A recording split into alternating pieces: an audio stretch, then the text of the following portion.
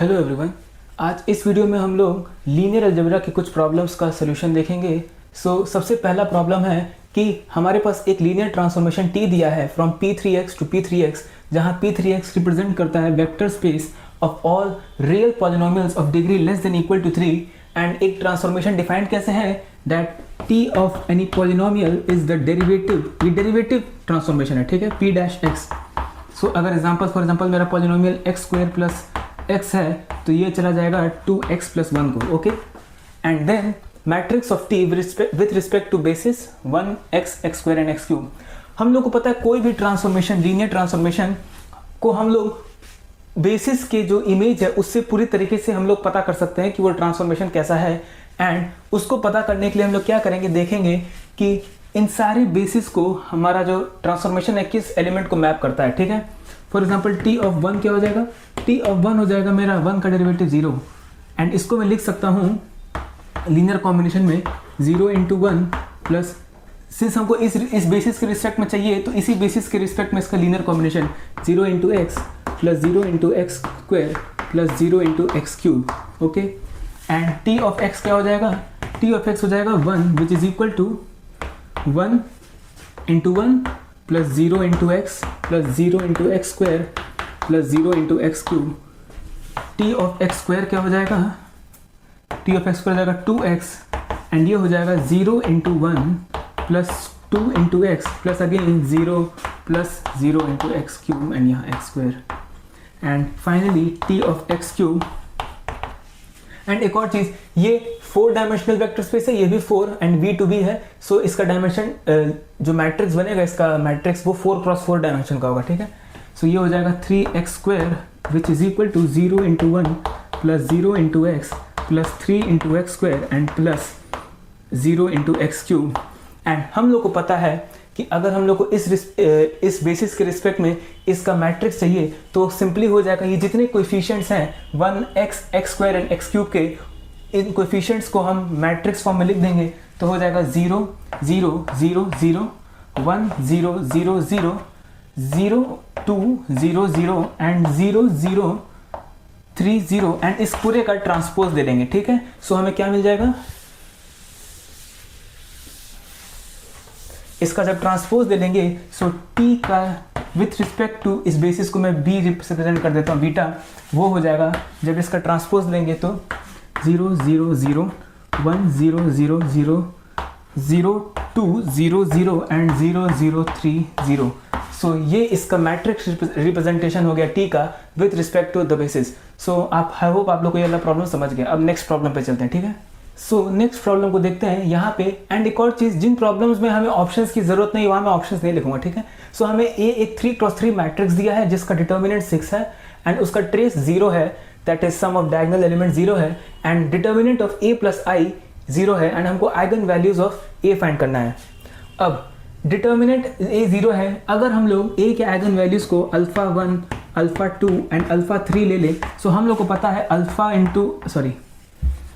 1 plus alpha 2 plus alpha 3 that is sum of all eigenvalues is trace of the matrix that is 0 and product of all eigenvalues is determinant that is alpha 1 alpha 2 alpha 3 is equal to 6। ये हमारे पास है and determinant of a plus i is equal to 0। अब ध्यान से देखिए, अगर मेरे पास कोई मैट्रिक्स a है एंड उसका आइगन वैल्यू कोई अल्फा लैम्डा है, eigen value of any polynomial of a is, एक आइगन वैल्यू हो जाएगा p ऑफ लैम्डा, ठीक है। यहाँ पे i प्लस a, यहाँ पे i आइडेंटिटी मैट्रिक्स है 3x3 का एंड i प्लस a जो है एक पॉलिनोमियल है a में, देयरफॉर इसके आइगन वैल्यूज क्या क्या होंगे, इसके सारे आइगन वैल्यूज हो जाएंगे अल्फा 1 प्लस 1 एक eigen value, alpha 2 plus 1 and alpha 3 plus 1, ये इसके आइगन वैल्यूज हो जाएंगे।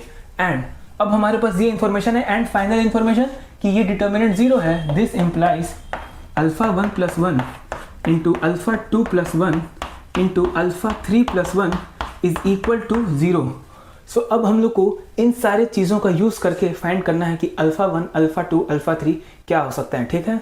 यहाँ पे अगर हमारे पास ऑप्शन होता तो हम डायरेक्टली इतने सारे कंडीशंस को चेक कर सकते थे एंड अगर हमें जरूरत पड़ा तो हम ऑप्शंस देख लेंगे, बट उससे पहले हम इसको ट्राई करते हैं सॉल्व करने की विदाउट ऑप्शंस।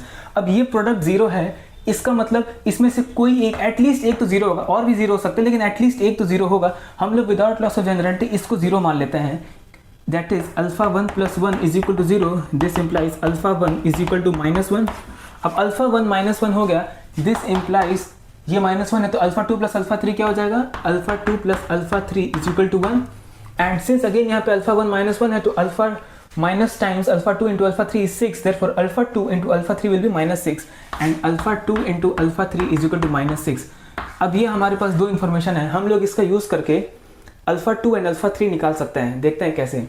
सो अगर मैं alpha 1 + alpha 2 होल स्क्वायर करूँ तो ये हो जाएगा 1 is equal to alpha square plus alpha 1 square plus alpha 2 square plus 2 sorry यहाँ पे अल्फा 2 एंड अल्फा 3 है। So alpha 2 + alpha 3 square is equal to 1 is equal to alpha 2 square plus alpha 3 square plus 2 alpha 2 alpha 3 and ये है मेरा 1, therefore 1 is equal to alpha 2 square plus alpha 3 square and 2 into -6 -12, that is alpha 2 square plus alpha 3 square is 13। This implies alpha 2 square plus alpha 3 square is equal to 13। And अब हम लोग इसका use करके alpha 2 - alpha 3 निकाल सकते हैं। मैं अगर अल्फा 2 - अल्फा 3 होल स्क्वायर करें तो वो हो जाएगा alpha 2 square plus alpha 3 square 13 -2 alpha 2 alpha 3 and ये हो जाएगा 13 -2 टाइम्स -6 12 तो हो जाएगा +12 which is equal to 25, which implies alpha 2 - alpha 3 जो है +-5 होगा। ठीक है, अब अल्फा 2 - अल्फा 3 +-5, अगर अल्फा 2 + अल्फा अब यहाँ पे हमारे पास था अल्फा 2 + अल्फा 3 अल्फा 2 + अल्फा 3 मेरा था 1 एंड अल्फा 2 - अल्फा 3 या तो 5 होगा एंड या तो -5।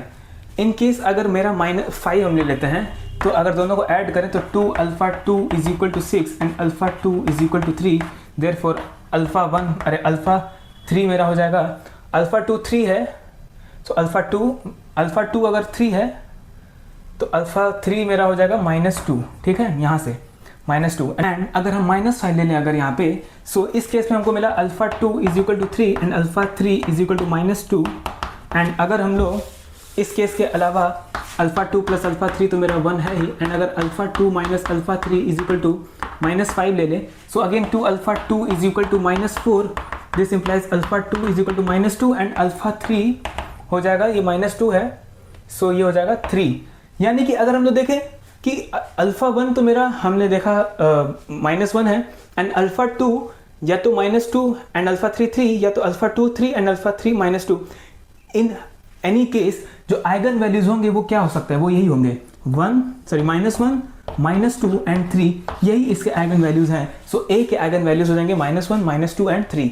सो आई होप आप लोग को ये समझ गया। एंड अगर हमारे पास ऑप्शन होता तो इतना हम लोग को मेहनत करने की जरूरत नहीं पड़ती, हम सिंपली यहीं पे चेक कर लेते ऑप्शन से। ठीक है, तो इस क्वेश्चन को देखते हैं। यहाँ पे हमारे पास ए दिया है, एक 3x3 मैट्रिक्स है एंड लैम्डा एक नॉन जीरो कॉम्प्लेक्स नंबर है जो कि इसका आइगन वैल्यू हम लोग को पता है एंड ऑफ ए, एंड हमसे पूछा है इन चारों में से कौन सा नंबर है जो इसका दूसरा आइगन वैल्यू होगा ही होगा, मस्ट। ठीक है, सो अब हम लोग को पता है कि लैम्डा इसका आइगन वैल्यू है। अब इस प्रॉब्लम में देख के बहुत लगता है मुश्किल कि इसमें इन सब टाइप के मैट्रिसेस में हमें सबसे पहले चेक करना चाहिए कि इसमें कुछ ऐसा हिडन इन्फॉर्मेशन तो नहीं है। एंड वहाँ पे हम लोग ऑब्जर्व कर सकते हैं कि अगर हम लोग सारा रो सम ले तो क्या मिलेगा। सो ये -29 -11 -40 एंड -40 + 40 0, अगेन यहाँ -18 -12 -30 and +30 0 and 26 + 24 50 and -50 0, that is सारी रो सम जो हैं वो 0 हैं। एंड एक इंपॉर्टेंट रिजल्ट है कि अगर किसी मैट्रिक्स में सारी रो सम कोई फिक्स नंबर है k, देन वो नंबर k एक आइगन वैल्यू हो जाता है उस मैट्रिक्स का। सिंस इस मैट्रिक्स के सारे रो सम 0 है एंड देयरफॉर 0 एक आइगन वैल्यू हो जाएगा इस मैट्रिक्स का, देयरफॉर हमें क्या पता चल गया कि लैम्डा एक आइगन वैल्यू है नॉन जीरो एंड 0 एक आइगन वैल्यू है इसका। अब हम लोग को बताना है कि इसमें से कौन सा नंबर है जो इसका एक और आइगन वैल्यू होगा। हम लोग को पता है कि sum of all eigen values is the trace of matrix and trace होता है सम ऑफ डायगोनल एलिमेंट्स, यानी कि अगर इसका तीसरा आइगन वैल्यू मेरा अल्फा है then alpha plus 0 plus lambda is equal to 30 plus 40 minus 50 that is 20. This implies alpha is equal to 20 minus lambda. Therefore 20 minus lambda कहाँ पे है ये, सो ये हो जाएगा हमारा एक आइगन वैल्यू. देयरफॉर अगर लैम्डा एक नॉन जीरो आइगन वैल्यू है इस मैट्रिक्स का then 20 minus lambda is also an eigen value of this matrix. So इस क्वेश्चन में हम लोग को दिया है कि हम लोग को फाइंड करना है dimension of vector space of all n cross n symmetric matrices with trace 0. अब हम लोग को पता है vector space of all n cross n matrix and एक और चीज़ है कि aij belongs to R, that is सारे जो एंट्रीज हैं वो रियल है. हम लोग को पता है dimension of vector space of all n cross n matrices is n square and इसको समझने के लिए हम लोग ये सोच सकते हैं कि उसमें टोटल n स्क्वायर एलिमेंट्स होते हैं एंड सारे के सारे इंडिपेंडेंट होते हैं, इसलिए n स्क्वायर इसका डायमेंशन हो जाता है हमारे vector space of all n cross n matrices का. अब हमसे बोला है कि वो सिमेट्रिक मैट्रिसेस हैं एंड उनका ट्रेस 0 है. सो अब हम लोग को एक्चुअली में पता करना है कि अब इस कंडीशन लगाने के बाद कितने इंडिपेंडेंट एलिमेंट्स बचेंगे. ओके, सिमेट्रिक का कंडीशन क्या होता है सिमेट्रिक होने के लिए? सिमेट्रिक का मतलब हो जाता है aij is equal to aji. For example अगर हम लोग एक एग्जाम्पल ले लें, अगर मैं एक एग्जाम्पल ले लूँ, मैं 3 क्रॉस 3 का ही एग्जाम्पल ले लेता हूँ. a11 a12 a13. अब यहाँ पे a21 जो है a12 के इक्वल होगा तो यहाँ पे भी a12 आ जाएगा. यहाँ पे a22, यहाँ पे ये है a23, तो ये a23 एंड यहाँ पे ये a32 हो जाएगा a23 एंड सिमिलरली एंड ये है मेरा a31 and a31 should be equal to a13, so यहाँ पे a13 एंड यहाँ पे आ जाएगा a32 and a32 should be equal to a23, so a23 and यहाँ a33. तो पहला ऑब्जर्वेशन, डायगोनल पे हमारे पास कोई कंडीशन नहीं लगेगा सिमेट्रिक के केस में क्योंकि वो सारे इंडिपेंडेंट हैं, क्योंकि दोनों जो इंडेक्स है इसका 1 1 2 2 ये सेम है, तो आई जे एंड दोनों आई सेम है, तो वहाँ पे कोई डिफरेंट हमारे पास एलिमेंट नहीं है ए आई जे. ठीक है, लेकिन इसको छोड़ के इसको अगर छोड़ दें एंड किसी भी n क्रॉस n में n क्रॉस n यहाँ पे 3 क्रॉस 3 है, तो फॉर एग्जांपल 3 क्रॉस 3 है, तो इसमें से कितने को हम पहले हटा सकते हैं जो इंडिपेंडेंट हैं. सो 3 स्क्वायर माइनस 3 तो मतलब पहले कर देंगे, यानी कि सॉरी हम लोग को देखना है कि इसमें से n क्रॉस 3 में से 3 तो इंडिपेंडेंट है मेरे पास. हाँ, अब हमको देखना है बाकी, ये इसके इक्वल है, ये इसके इक्वल है, ये इसके इक्वल है. मतलब अगर हम लोग देखें कि ये वाला इस पे डिपेंडेंट है, ये वाला इस पे एंड ये वाला इस पे, एंड इसको वाइस वर्सा ऐसा भी देख सकते हैं कि ये वाला इस पे. एक्चुअली में तो सिंस ये इस पे डिपेंडेंट है, ये इस पे एंड ये, तो ये 3 तो इंडिपेंडेंट नहीं है, बट ये 3 इंडिपेंडेंट है क्योंकि ये हम लोग आर्बिट्रली चूज कर सकते हैं. एंड क्या यही पैटर्न हर मैट्रिक्स में नहीं, हर n क्रॉस n मैट्रिक्स में नहीं फॉलो होगा कि एक तो डायगोनल एंड डायगोनल के ऊपर जो रिमेनिंग है वो सारे इंडिपेंडेंट हो जाएंगे एंड बाकी डिपेंडेंट. सो इस केस में हो जाएगा 3 plus 2 plus 1, 3 plus 2 plus 1, okay, which is equal to 6. अब अगर मेरा यहाँ पे n क्रॉस n होता, n क्रॉस n, तो डायगोनल में कितने n एलिमेंट्स, फिर n माइनस 1, फिर ऐसे करते लास्ट में 1. सो टोटल कितने हो जाएंगे सिमेट्रिक मैट्रिसेस के लिए dimension n plus n minus 1 plus n minus 2 plus so on till plus 1, that is sum of first n natural number. and वो क्या होता है, वो होता है n into n plus 1 by 2. so vector space of all n cross n symmetric matrices where all the entries are in real number is n into n plus 1 by 2. so ये हो गया मेरे पास symmetric matrices का dimension, vector space of symmetric matrices का. अब हम लोग को एक एडिशनल कंडीशन है कि ट्रेस 0 है.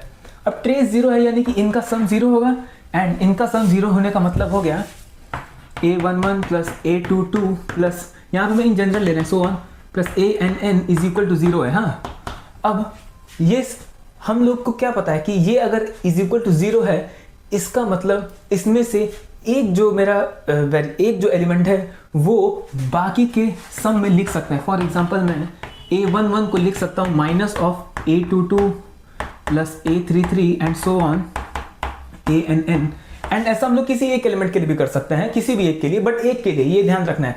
तो एक मेरे बाकी n में से n-1 तो डिपेंडेंट है, इंडिपेंडेंट है, लेकिन एक मेरा डिपेंडेंट हो गया। सो अब मुझे क्या करना है, टोटल मेरा n इंटू n प्लस 1/2 थे एंड उसमें से एक और सब्ट्रैक्ट कर लेंगे, यानी कि एक और डिपेंडेंट हो गया। तो मेरे पास टोटल हो गया, अगर इस क्वेश्चन का डायमेंशन हो जाएगा n into n plus 1/2 minus 1।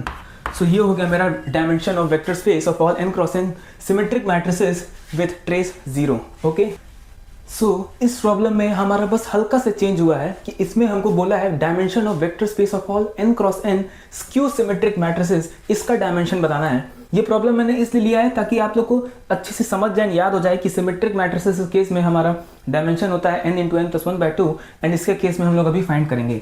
तो स्क्यू सिमेट्रिक का कंडीशन होता है aij इज इक्वल टू